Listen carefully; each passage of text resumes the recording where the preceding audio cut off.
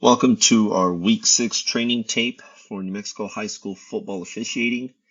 We are halfway through the season. District is starting to ramp up. Intensity of games is going to rise, and we need our focus and concentration to rise as well.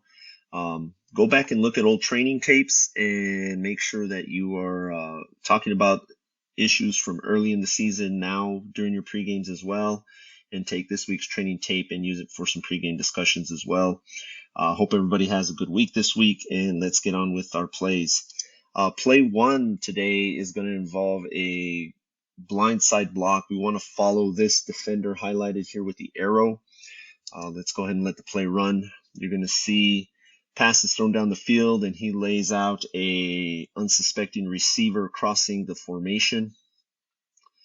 Again, these are player safety issues that we need to get, and the referee ends up catching this foul correctly. This is a blindside block. Now the question comes up, is this targeting or not? And you can make that determination by looking for the indicator of a launch or a crouch and where the contact lands on the receiver, if it lands in the head or neck area, to determine targeting. It is not a spearing or helmet foul because he does not lead with his helmet, but he definitely leads with the shoulder high. So this would be supported for targeting if it was thrown as a targeting foul, but this is definitely a blindside block. So good get by the referee on this foul. Officials on the offside, be prepared to rule on these as well. We know your focus is down where the ball is, but let's have soft eyes and wide vision and catch this stuff. Play number 2 this week, we miss a low block on an extra point play. Want to look at player number 24 here. Our line of scrimmage official on this side is the only one who can get this foul, so we need to have awareness of what's happening here. We're going to see the rusher number 5 is going to come up. Sorry, not number 5, the player inside of him. Can't get his number, but he's going to come up and he's going to cut him low.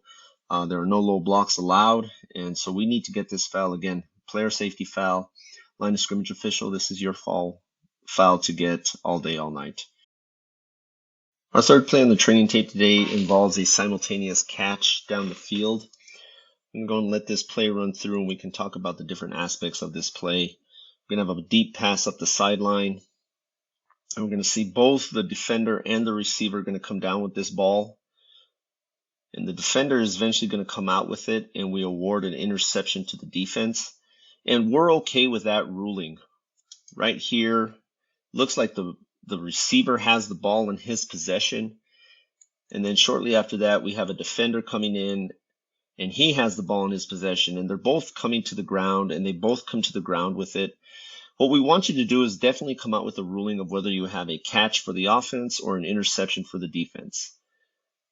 They tussle a little bit, and then we're going to see the defender rolls and comes out with the ball. And we end up ruling interception for the defense, which is fine. If you were to rule that this was a simultaneous catch and award it to the offense, then you have standing under the rules to do that as well. So basically, this is a decision that needs to be made, and we need to decide whether or not who completed the catch first. And it appears that, to complete the catch, you have to have A, firm possession and control of the ball, B, a body part down, and then C, either survive the ground or an element of time to complete a football move. So in this play, what we have is basically all elements are met by both players, but the defense has the ball coming up. He has it in his possession. It's hard to say that the offense maintained control of that ball through the process when the defender gets up with the ball in his hands. So we're okay with awarding this to the defense. If you do award this to the offense, we want to refer you to the NFHS casebook, Rule 7-5-4, Situation A, on page 64. and it reads as follows. In order for there to be a simultaneous catch, opposing players must have simultaneous joint possession and both must be in contact with the ground in bounds. The player's contact with the ground does not have to be exactly simultaneous. If A1 and B1 jointly possess a forward pass while airborne and both land in bounds, it is a completed pass. The ball is dead at that point and belongs to Team A. So you have grounds either way to rule whether this is an interception or a catch. We are good with the ruling of interception here since the defender does maintain control and does stand up with control of the ball. Play number 4 this week involves 3 blocks of concern that we need to be able to evaluate on the field. And we want to take a look at this first block that's going to happen after this broken play. Want to look at this player in blue right here. He's going to run up and blindside block number 75 and knock him to the ground. Take another look at that. Now, who can see this play? Not sure. We can see this line of scrimmage official is looking at the ball. Referee is looking at the ball. It appears that we have eyes across the field here from our head linesman. So probably best position to see it. Umpire should be in a position to see this as well as a back judge. If we have a back judge on this game, I think we only have 4 people on this game. But we do have a blindside block here that we need to evaluate. The next block is this block by another player in blue on number 24. This was called for targeting and blindside block. We want to clarify this is a foul for a blindside block, but it is not targeting. This is a crossbody block. It is vicious. It is a big hit, but it is not targeting. So make sure that we evaluate this correctly. This is a blindside block, but it is not targeting. The last block we want to show is by number 14 at the end, which is a correct way to initiate a blindside block. He initiates with open hands and pushes the player, does not use force. He has open hands on him. Very good job of initiating an open field blindside block. Good work on that one. So we get one of the 2 illegal blocks. When we miss one that in the grand scheme of things, that one is probably a tough one to get, but we do want to be able to evaluate whether or not this is a blindside block. I would argue that if you're not going to call this a blindside block, you're going to say because it's not in the open field, and we're going to go ahead and let this go as a side block. But these last 2 are good examples. This is a blindside block, and we pick this up and flag it appropriately. And then this last block, I don't know that anybody actually sees it because we're still trying to work that blindside block that happened at about the 38. But this block by number 14 is textbook of what we do want players to do in the open field. Our last play today is going to involve number 10 here on the offense and our line judge on the near sideline. This play needs a lot of focus and concentration, and that's basically what we are here to do. We're here to focus and concentrate. Tough play, but we should be able to pick up this offensive pass interference foul. So we're going to see number 10 is going to go downfield and block the linebacker, number 14, I believe. And he's going to block him downfield. So right here, he's blocking downfield.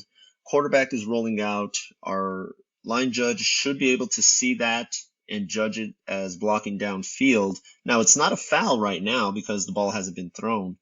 But then the ball goes in the air, and we have a defensive pass interference foul thrown by the back judge, which is a correct call for defensive pass interference. But we missed the bigger foul, which would offset this DPI, is the OPI foul by number 10.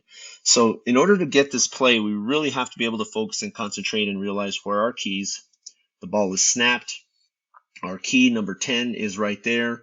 We should still be with that key. Even though we are feeling pressure from the quarterback coming this way, we should still have eyes on that receiver blocking downfield, knowing that if this ball goes in the air, we're going to have a foul for offensive pass interference.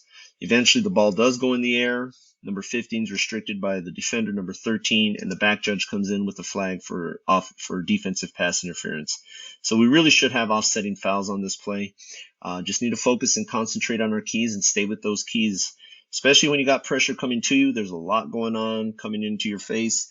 Want to make sure that we get these plays and get them correct. Have a good week, everybody. Travel safe. Again, like I said earlier, intensity of games is going to start to ramp up. We're going to start having more contested district plays, teams vying for playoff position and seeding. So let's have good pregame conversations, review old videotape that we've sent out, and call if you have any questions. Call your supervisor, your assigner, and let's go out there and have a good week this week.